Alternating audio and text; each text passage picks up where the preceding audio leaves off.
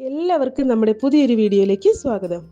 അപ്പോൾ ഇന്നത്തെ നമ്മുടെ റെസിപ്പി വന്നിട്ട് വളരെ ടേസ്റ്റി ആയിട്ടും എന്നാൽ ഒരുപാട് നാൾ കേടാവാതെ സൂക്ഷിക്കാനും പറ്റുന്ന അടിപൊളിയായിട്ടുള്ള ഒരു നാരങ്ങ അച്ചാറാണ്. നമ്മൾ ഇതിലേക്ക് പ്രത്യേകിച്ച് വിനാഗിരിയോ പ്രിസർവേറ്റീവ്സോ ഒന്നും തന്നെ ചേർക്കുന്നില്ല. അല്ലാണ്ട് തന്നെ നമുക്കിത് ഒരുപാട് നാൾ കേടാവാതെ സൂക്ഷിക്കാൻ പറ്റും. അപ്പോൾ എല്ലാവരും വീഡിയോ മുഴുവനായി കാണുക.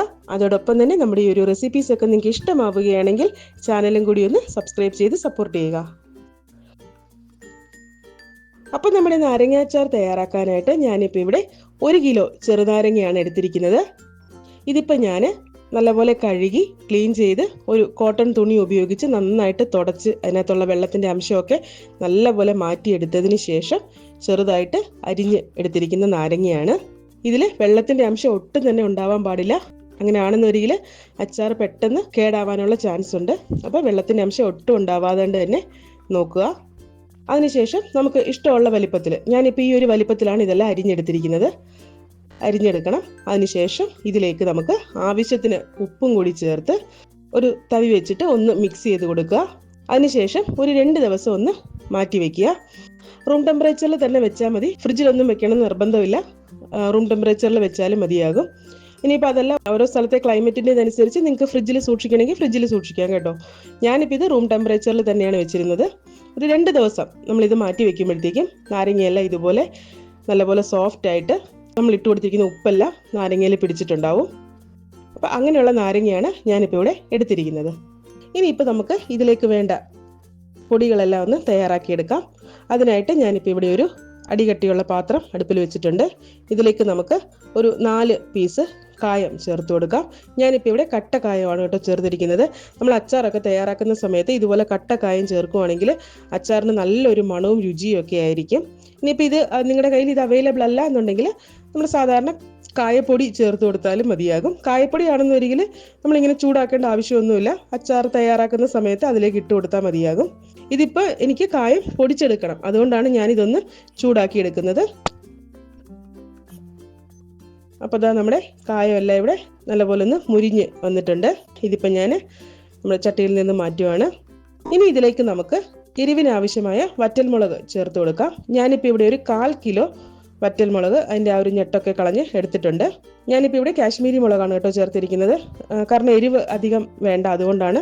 എന്നാൽ അത്യാവശ്യം നല്ല കളറും ഉണ്ടാവും, നമ്മുടെ അച്ചാറിന് നല്ലൊരു കളറും ഒക്കെ ഉണ്ടാവും. ഇനിയിപ്പോൾ നിങ്ങൾക്ക് എരിവ് വേണം എന്നുണ്ടെങ്കിൽ കുറച്ച് കാശ്മീരി മുളകും അതുപോലെ തന്നെ ബാക്കി നമ്മുടെ സാധാ എരിവുള്ള വറ്റൽമുളകും ചേർത്ത് കൊടുക്കാവുന്നതാണ്. ഞാനിപ്പോൾ ഇവിടെ 1/4 കിലോ വറ്റൽമുളകാണ് എടുത്തിരിക്കുന്നത്.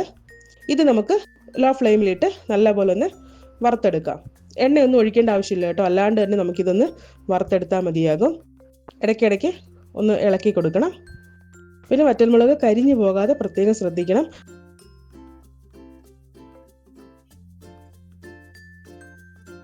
അപ്പോൾ ദാ വറ്റൽമുളകെല്ലാം ഒന്ന് നല്ലപോലെ ഫ്രൈ ആയി വന്നിട്ടുണ്ട്. കണ്ടില്ലേ, ഇത് കാണുമ്പോൾ തന്നെ നിങ്ങൾക്ക് മനസ്സിലാകും നല്ലപോലെ ഒന്ന് ഫ്രൈ ആയി വന്നിട്ടുണ്ട്. ഇതിപ്പോൾ നമ്മൾ ചൂടോടുകൂടി നോക്കുമ്പോഴത്തേക്കും ഒന്ന് സോഫ്റ്റ് ആയിട്ടൊക്കെ ഇരിക്കും. പക്ഷേ ഒരു സ്റ്റൗ ഒക്കെ ഓഫ് ചെയ്ത് ഒന്ന് തണുത്ത് കഴിയുമ്പോഴത്തേക്കും അത് നല്ലപോലെ ഇങ്ങനെ പൊടിഞ്ഞ് വരുന്നതായിട്ട് നമുക്ക് കാണാം. ഇനിയിപ്പോൾ ഇതെല്ലാം നല്ലപോലെ ഒന്ന് തണുത്ത് വരട്ടെ. അപ്പോൾ ഇതാ നമ്മുടെ വറ്റൽമുളകെല്ലാം ഇവിടെ നല്ലപോലെ ഒന്ന് തണുത്ത് വന്നിട്ടുണ്ട്. ഇനിയിപ്പോൾ നമുക്ക് ഇതെല്ലാം ഒന്ന് പൊടിച്ച് എടുക്കാം.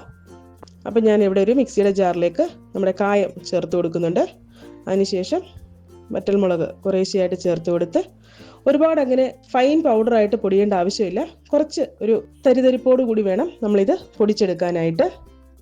അപ്പോൾ ഞാൻ എന്താ മുളകെല്ലാം ഇവിടെ പൊടിച്ചെടുത്തിട്ടുണ്ട്. അതായത് ചില്ലി ഫ്ലേക്സ് ഒക്കെ നമുക്ക് വാങ്ങിക്കാൻ കിട്ടില്ലേ, അതിൽ നിന്നും ഒരല്പം കൂടി ഒന്ന് പൊടിയണം. ഇനിയിപ്പോൾ ഞാൻ വീണ്ടും ഒരു അടികട്ടിയുള്ള പാത്രം അടുപ്പിൽ വെച്ചിട്ടുണ്ട്. ഇതിലേക്ക് നമുക്ക് നല്ലെണ്ണ ഒഴിച്ചു കൊടുക്കാം. ഞാനിപ്പോൾ ഇവിടെ ഒരു 200 ഗ്രാം നല്ലെണ്ണ ഒഴിച്ചു കൊടുക്കുന്നുണ്ട്. പിന്നെ അച്ചാറൊക്കെ ആയതുകൊണ്ട് തന്നെ നമുക്ക് അത്യാവശ്യം എണ്ണ വേണം. ഞാനിപ്പോൾ ഇവിടെ ഒരു 200 ഗ്രാം എണ്ണ ചേർത്ത് കൊടുക്കുന്നുണ്ട്. എണ്ണയെല്ലാം ഇവിടെ നല്ലപോലെ ഒന്ന് ചൂടായി വരുമ്പോഴത്തേക്കും നമ്മൾ നേരത്തെ തയ്യാറാക്കി വെച്ചിരിക്കുന്ന നാരങ്ങ ഇതിലേക്ക് ഇട്ട് കൊടുക്കാം. അതിനുശേഷം നമ്മൾ നേരത്തെ തയ്യാറാക്കി വെച്ചിരിക്കുന്ന വറ്റൽമുളകിൻ്റെ പൊടിയും നമുക്കിതിലേക്ക് ചേർത്ത് കൊടുക്കാം. ഇനി ഇതെല്ലാം കൂടി നല്ലപോലെ ഒന്ന് മിക്സ് ചെയ്യണം. അപ്പോൾ നമ്മൾ നാരങ്ങയിൽ മാത്രമേ നമ്മൾ ഉപ്പ് ചേർത്തിട്ടുള്ളൂ. അതിനുശേഷം നമ്മൾ അതിൻ്റെ ആ ഒരു വറ്റൽമുളകും കാര്യങ്ങളൊക്കെ നമ്മൾ ഇതിലേക്ക് ചേർത്തിട്ടുണ്ട്. അതുകൊണ്ട് തന്നെ നമുക്കിതിലേക്ക് ഉപ്പ് വീണ്ടും ആവശ്യമാണ്. ആവശ്യത്തിനുള്ള ഉപ്പും കൂടി നമുക്ക് ഈ സമയം ചേർത്ത് കൊടുക്കണം. അതിനുശേഷം ഇതെല്ലാം കൂടി നല്ലപോലെ ഒന്ന് മിക്സ് ചെയ്തെടുക്കുക. അപ്പോൾ ഇതൊക്കെ ചെയ്യുന്ന സമയത്ത് നമ്മൾ എണ്ണ ചൂടായതിനു ശേഷം തീയെ ലോ ഫ്ലെയിമിലാക്കണം. ലോ ഫ്ലെയിമിലാക്കിയിട്ട് വേണം ഇതെല്ലാം നമ്മൾ ചെയ്തെടുക്കാനായിട്ട്. അപ്പോൾ ഇതാ കണ്ടില്ല, ഇത്രയേ ഉള്ളൂ നമ്മുടെ ടേസ്റ്റി ആയിട്ടുള്ള നാരങ്ങ അച്ചാർ റെഡി ആയിട്ടുണ്ട്. നമ്മൾ ഇതിലേക്ക് പ്രത്യേകിച്ച് പ്രിസർവേറ്റീവ്സോ അതുപോലെ തന്നെ വിനാഗിരിയോ ഒന്നും ചേർത്തിട്ടില്ല. ഒരേ ഒരു കാര്യം പ്രത്യേകം ശ്രദ്ധിക്കുക, നമ്മൾ എടുക്കുന്ന നാരങ്ങയിൽ ഒട്ടും തന്നെ വെള്ളത്തിൻ്റെ അംശം ഉണ്ടാവാൻ പാടില്ല. ആ ഒരു കാര്യം മാത്രം പ്രത്യേകം ശ്രദ്ധിക്കുക. ഇനിയിപ്പോൾ ഇത് നമുക്ക് ഒരു എയർ ടൈറ്റ് ആയിട്ടുള്ള കണ്ടെയ്നറിലിട്ട് സൂക്ഷിക്കുകയാണെന്ന് വരികിൽ ഒരുപാട് നാൾ കേടാവാതിരിക്കും. നമുക്ക് പുറത്തൊക്കെ പോകുന്നവർക്കൊക്കെ കൊടുത്തു വിടാൻ പറ്റിയ നല്ല അടിപൊളിയായിട്ടുള്ള ഒരു അച്ചാറാണ്.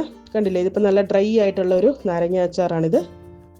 അപ്പോൾ എല്ലാവരും ഒന്ന് ട്രൈ ചെയ്ത് നോക്കുക. അതോടൊപ്പം തന്നെ നിങ്ങൾക്ക് എൻ്റെ റെസിപ്പി ഇഷ്ടമാവുകയാണെങ്കിൽ ലൈക്ക് ചെയ്യാനും ഷെയർ ചെയ്യാനും അതോടൊപ്പം തന്നെ ചാനൽ സബ്സ്ക്രൈബ് ചെയ്യാനും മറക്കരുത്. കൂടാതെ നിങ്ങളുടെ അഭിപ്രായങ്ങളും നിർദ്ദേശങ്ങളും ഒക്കെ കമൻറ്റ് ബോക്സിലൂടെ എന്നെ അറിയിക്കുക.